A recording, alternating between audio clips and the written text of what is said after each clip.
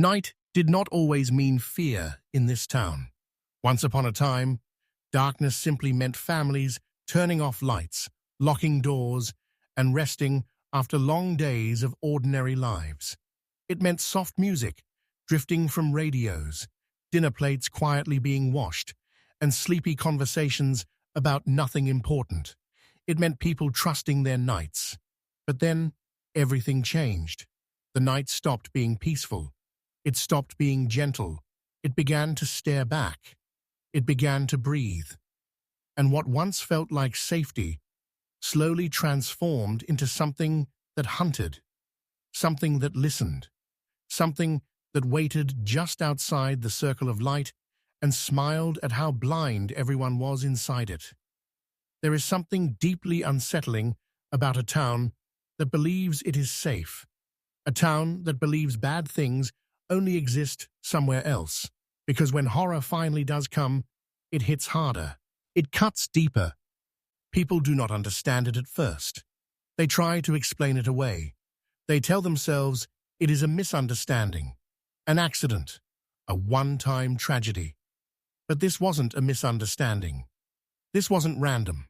It was a shadow that had waited years for the perfect stage, the perfect audience, the perfect victims. And when it arrived, it made sure everyone would remember its name, even if no one ever knew who it truly was. This town sat quietly on the edge of two states, connected by railway tracks, country roads, churches, and the illusion that everyone knew everyone. People greeted each other in grocery stores. Neighbors waved from porches. Kids played outside until the sky turned purple. Soldiers who had just come back from war were trying to rebuild normal lives, pushing their trauma somewhere deep inside and pretending everything was fine. The world had just survived the chaos of global conflict. People felt they deserved peace. They believed they had earned normal life again. But the truth is, evil does not care about timing. It does not respect relief. It does not wait politely until people are ready. It crawls in when people finally let their guard down. That is exactly what happened here.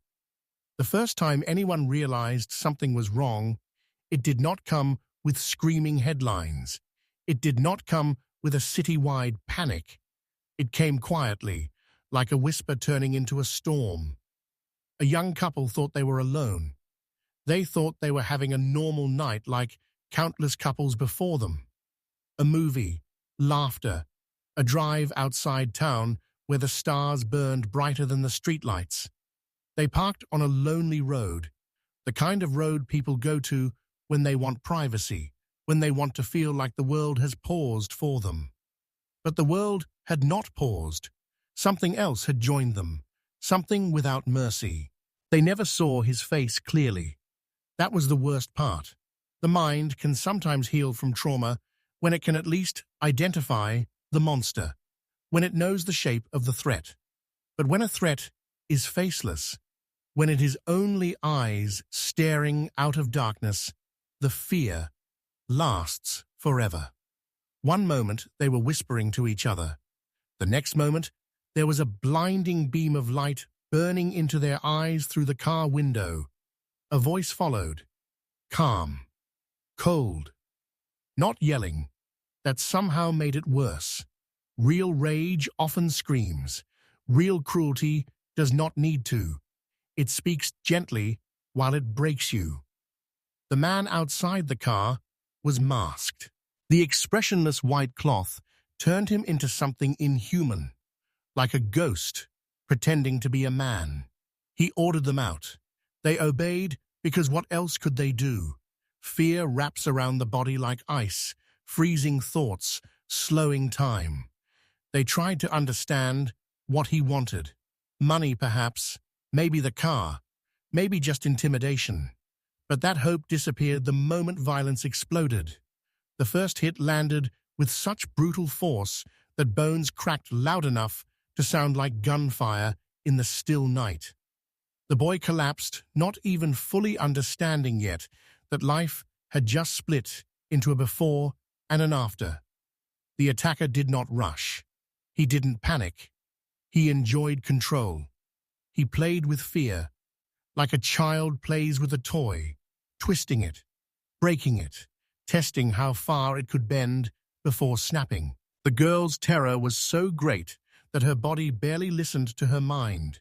She tried talking. She tried reasoning. But you cannot reason with something that does not see you as human. He tortured her. He hunted her, even as she ran, because he wanted more than pain.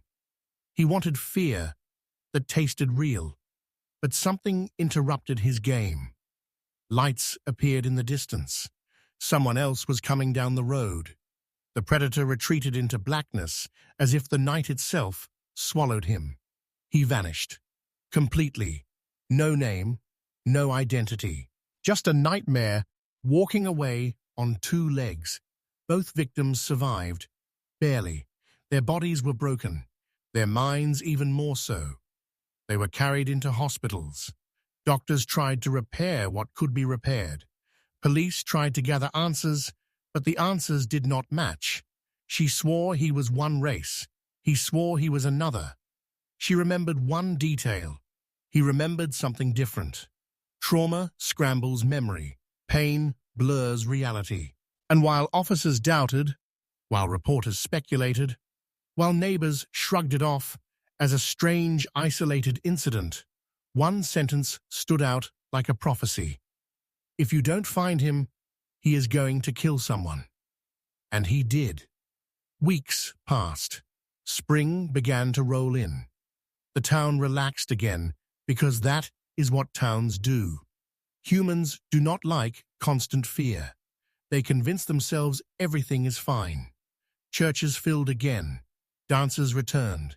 Teenagers laughed again under starlight. Lovers, once again, drove to the outskirts of town, believing lightning could not strike twice. But lightning is patient. One quiet night, another couple disappeared into the darkness to enjoy privacy and young love, unaware that someone was watching. No one heard screams. No one heard shots. When the morning sun rose and a passing motorist stopped to investigate a car that looked oddly abandoned, silence turned into horror. Inside that car, history had changed. Two lifeless bodies, execution style, no mercy, no hesitation, no humanity. The killer had not simply murdered. He had staged. He had arranged. He had taken his time. Police rushed. Sirens cut through Sunday calm. People gathered, whispering, trembling. The town was no longer safe. Every unlocked door suddenly felt like an invitation to death. Every shadow looked like a threat. The newspapers had a monster now. Law enforcement had a problem bigger than they had ever faced. And somewhere, hidden among them, was a man who looked normal, walked among crowds, bought groceries, smiled at neighbors, carried on as if his hands were not drenched in invisible blood. Investigators struggled. Evidence washed away. Curious townspeople contaminated scenes. Rain erased footprints. Whatever clues he left behind disappeared because fate itself seemed to assist him. The police reached out for help. State officers arrived. Rangers, detectives, eventually even federal agencies. They were chasing a ghost, and this ghost was getting bolder. Fear became law in the town. Parents warned their daughters. Men cleaned guns and stayed awake at windows. Couples stopped going out at night. Businesses closed earlier. Churches prayed harder. Radios carried whispers. Rumors turned into panic. Everyone looked at everyone else differently, because now anyone could be the phantom. Friends wondered about friends. Wives questioned husbands. Every stranger became suspicious. Evil does not just kill bodies. It kills trust. Officers interviewed hundreds of people. Dozens were arrested, questioned, pressured. False confessions began appearing, Because some minds break under fear, some want attention, some simply cannot handle silence. But the real killer remained free, watching, listening, waiting for the next time the town dared to breathe again. He knew the roads. He knew where lovers parked. He knew police patterns. He knew how to disappear into forests and fields. He planned every move, and when he struck, it wasn't passion. It wasn't impulse. It was ritual. The worst part was this. People started to realize something chilling. He did not just want victims. He wanted terror. He wanted headlines. He wanted to become folklore, a living legend of fear, a nameless ghost written in blood rather than ink.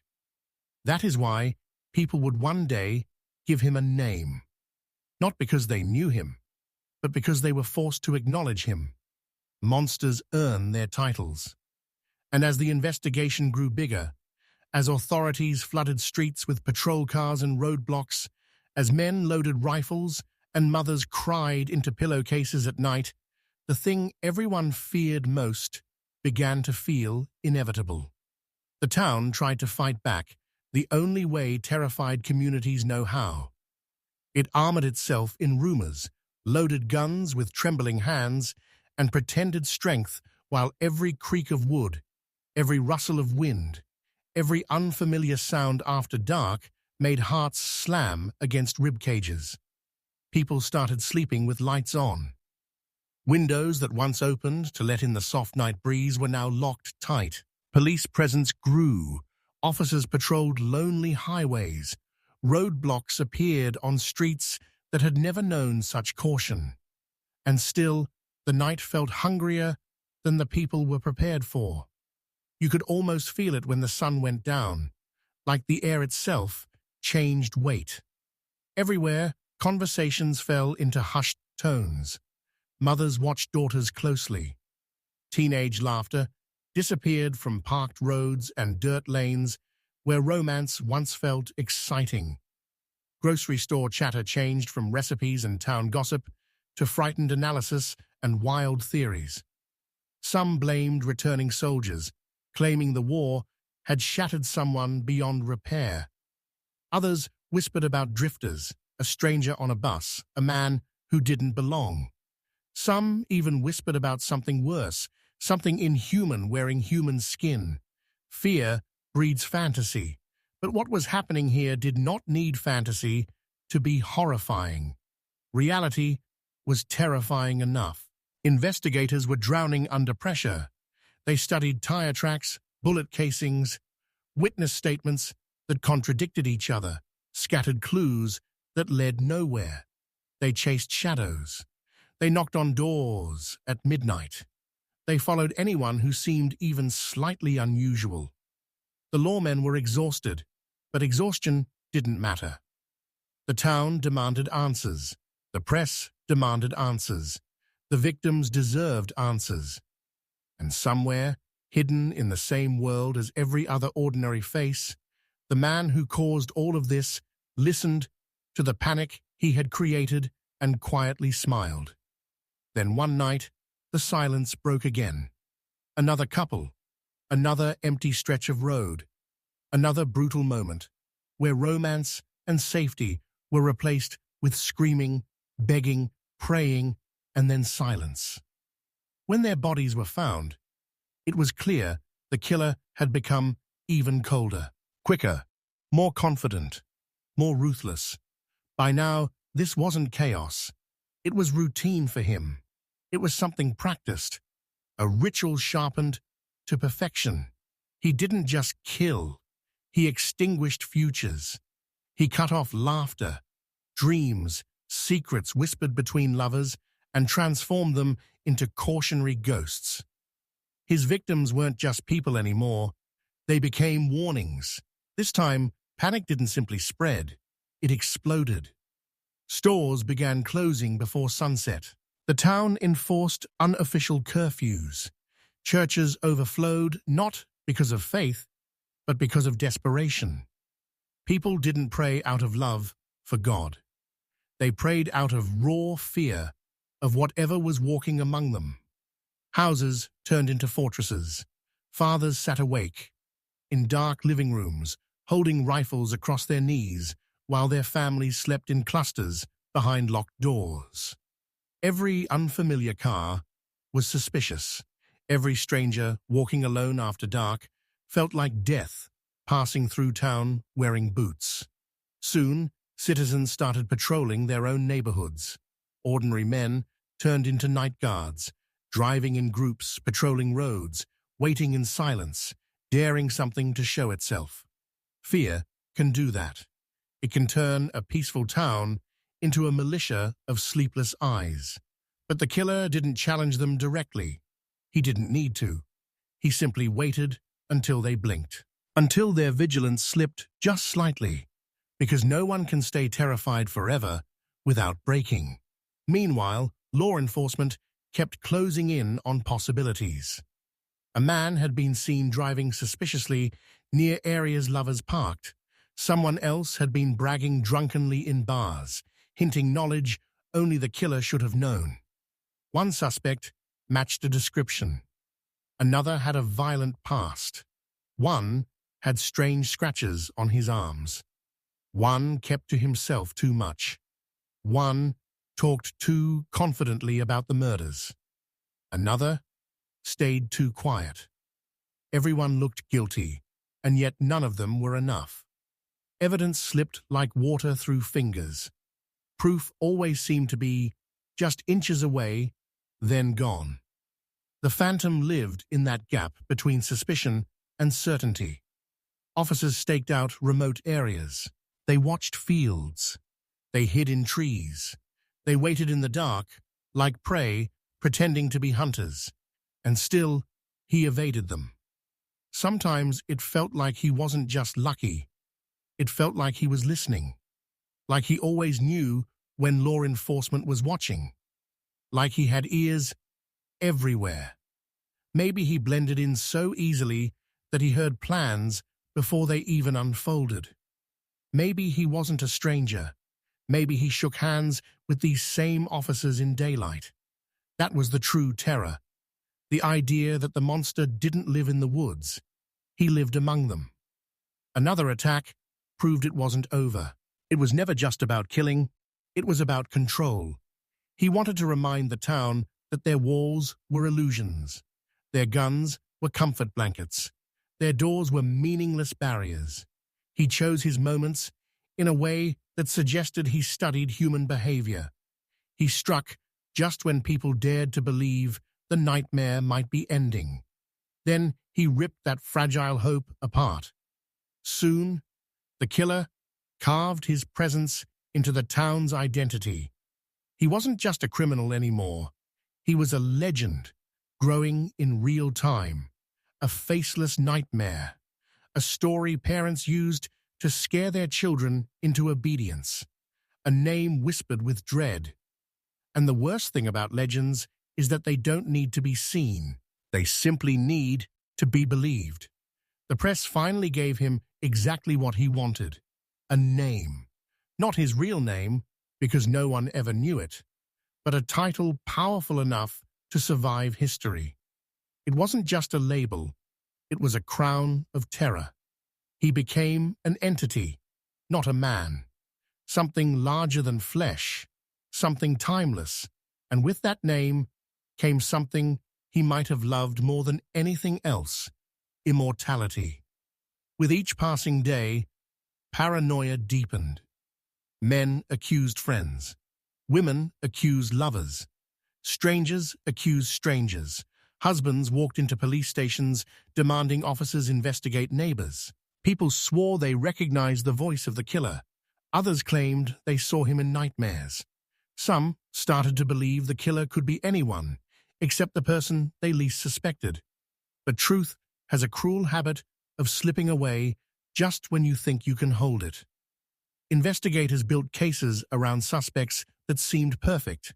A man with violent tendencies. Another with weapons matching the caliber used. Another who fled town suspiciously fast. One who even tried to confess multiple times, only to crumble under questioning when details fell apart. Every lead ended in frustration.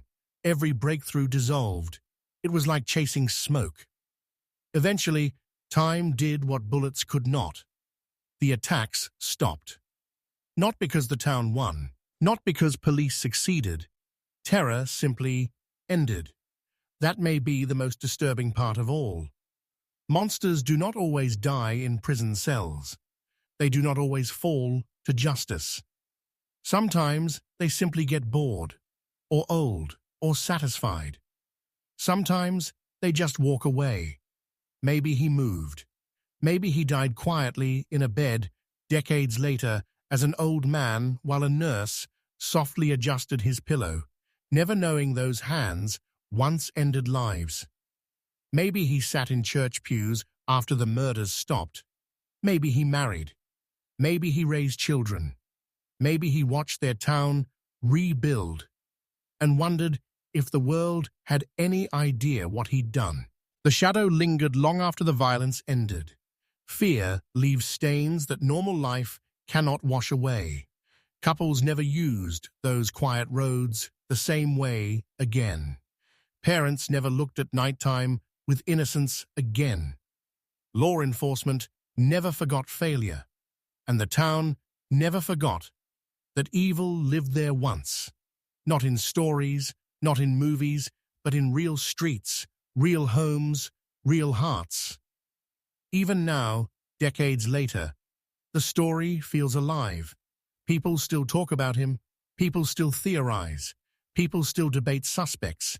Evidence has been revisited, files reopened, researchers obsessed, documentaries made, and yet nothing definitive ever came. The man without a face remained exactly that, a whisper in history, a question without an answer, a nightmare without closure. The most chilling truth is this: a killer who is never caught never truly leaves. His body may vanish, his life may end, but his presence remains trapped in memory. His crimes echo in every retelling.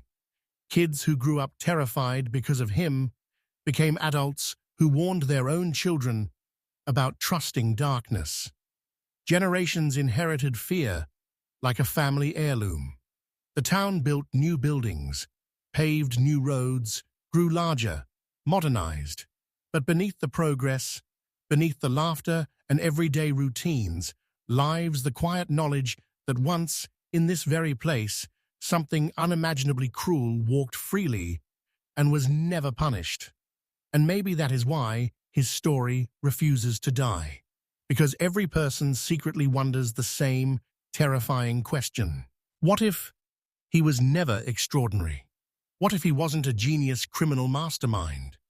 What if he was simply an ordinary man who discovered how easy it was to become a god of fear in a town that trusted too much? What if monsters don't need supernatural power at all? What if all they need is opportunity and darkness? In the end, the town was forced to live with a wound that never fully healed. People grew old. Witnesses faded away. Officers retired and carried failure like a scar. Graves filled. Families tried to move on. And yet, on quiet nights, when wind moves through trees like whispers and the sky feels just a little too dark, the story comes back. Someone mentions him. Someone remembers. And suddenly, the night feels heavy again. Because somewhere in this world, the truth exists. Somewhere there once lived a man who knew exactly what he did. He knew every scream, every heartbeat he silenced, every family he shattered. He knew the nights he owned an entire town through terror alone. And whether he died years ago or lived long enough to watch his name become myth, one fact remains unescapable. Years passed, but the story never really loosened its grip on the town. It stayed in conversations, like a ghost that refused to be buried. People tried not to talk about him. But silence has a strange way of amplifying the things it tries to hide. Children grew up hearing fragments of the story, whispered late at night, when adults forgot little ears were listening. Teenagers dared each other to visit the old roads where lives once ended. Some scoffed at the legend, calling it exaggerated fear. Others looked over their shoulders anyway, because legends don't survive without truth at their core. Something real and violent had happened here, and denial couldn't erase it. The town changed over the years. Old wooden houses were replaced. Streets were widened. The population grew. Neon lights and new businesses appeared where dusty roads once stood. But progress is only surface deep. Beneath that new layer of paint and asphalt, the past still breathed. The memory of those nights clung to the earth like scars etched into the ground. Some roads carried more than traffic. They carried history. Law enforcement never truly let go either. Even when time pushed the case further into the past, files remained. Thick folders stuffed with reports, interviews, photographs, autopsies, and fragments of clues that never fully connected. Detectives who had once been young men with bright ambition turned into older men, haunted by unfinished work. They still sat alone some nights, staring at yellowed papers, asking themselves where they went wrong. What had they missed? Was the answer always right there, just a little too dark to clearly see? Some retired with a quiet ache lodged permanently inside them. Others died believing they had failed the town they swore to protect. But the case refused to remain still. New generations discovered it. Journalists reopened it. Historians dug into it. True crime enthusiasts obsessed over it. Each time someone studied it, the story breathed again. Suspects resurfaced. Old names floated back into discussions. There was the man who matched the physical build, another who lived near multiple crime scenes. One had a violent history with a suspicious past. Another disappeared suspiciously after the killings ended. Another had been questioned aggressively back then and always seemed just a step away from being charged, but never quite enough to cross the line into certainty. Lives were ruined by suspicion alone. Families carried shame despite never being proven guilty. Wives were stared at in churches. Children were whispered about in schools because their fathers had once been suspects. The Phantom didn't just wound his victims, he wounded the town's soul and then watched it turn against itself. Suspicion is a poison that spreads slowly and destroys everything it touches. As the decades drifted forward, every few years, a new rumor would rise. Someone would claim they finally knew who the killer was. Someone would swear a deathbed confession existed somewhere. Someone else insisted the killer had left secret clues in letters never made public. None of it ever settled the truth. The story refused to close, like a door that creaks shut but never latches. One of the eeriest ideas people began to consider was that the killer might have blended into the quiet normalcy of life afterward. He could have become a husband, a neighbor, a grandfather telling harmless bedtime stories. He could have worked an ordinary job, paid taxes, mowed lawns, waved politely to neighbors who never guessed that years earlier he had looked into terrified eyes and pulled a trigger without hesitation. Imagine a man standing in a grocery store line, holding a loaf of bread, kindly nodding to strangers, while his mind once held memories of screams echoing through lonely darkness. That possibility made people shudder more than any ghost tale could, because it meant evil sometimes looks heartbreakingly ordinary. Psychologists later studied the case, even though they never had a living subject to analyze. They talked about what kind of man he must have been. Not impulsive, not sloppy, someone methodical, someone who planned, someone who needed control more than anything else. His attacks showed cold patience. He stalked, he watched, he chose his victims carefully. He returned repeatedly despite increasing risk. He escalated. Then, just as calmly, he stopped. That kind of mindset terrified experts almost as much as it terrified civilians. They believed he might have been intelligent, socially functional, possibly even charming when he needed to be. A person capable of blending perfectly into daily life while hiding a predator beneath his skin. And then there was the uncomfortable possibility that maybe he never left town at all. Maybe he listened every time his crimes were mentioned.